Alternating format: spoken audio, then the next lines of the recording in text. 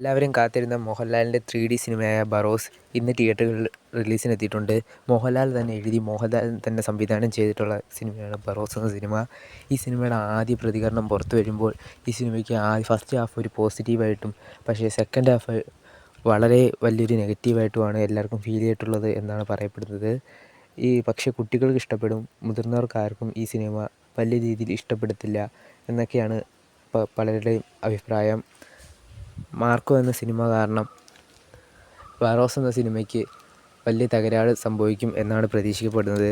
കാരണം മാർക്കോ എന്ന സിനിമയ്ക്കാണ് നല്ല ബുക്കിംഗ് ഒക്കെ കാണാൻ സാധിക്കുന്നത്. അതുമാത്രമല്ല, ബറോസ് എന്ന സിനിമ വരുമ്പോൾ മാർക്കോ വീഴും എന്നൊക്കെ ചിലവർ പറയുന്നുണ്ടായിരുന്നു. പക്ഷേ അതൊക്കെ തെറ്റാണ്. കാരണം മാർക്കോയ്ക്കാണ് ബറോസിനെക്കാട്ടിയും ബുക്കിംഗ് കാണപ്പെടുന്നത്.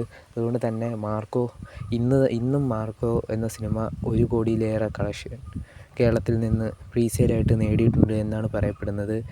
ഇന്നലെയും 1 കോടി ഉണ്ടായിരുന്നു. നാളെയും ഇതുപോലെ തന്നെ തുടരുമെന്നാണ് പ്രതീക്ഷിക്കപ്പെടുന്നത്. ബറോസ് എന്ന സിനിമയ്ക്ക് ഫാമിലി ഓഡിയൻസിൽ നിന്നും കുട്ടികളിൽ നിന്നും നല്ല അഭിപ്രായങ്ങൾ നേടിയെടുക്കാൻ സാധിച്ചാൽ ബറോസ് എന്ന സിനിമ കുറച്ച് നാൾ തിയേറ്ററിൽ ഓടും എന്നാണ് വിശ്വാസപ്പെടുന്നത്.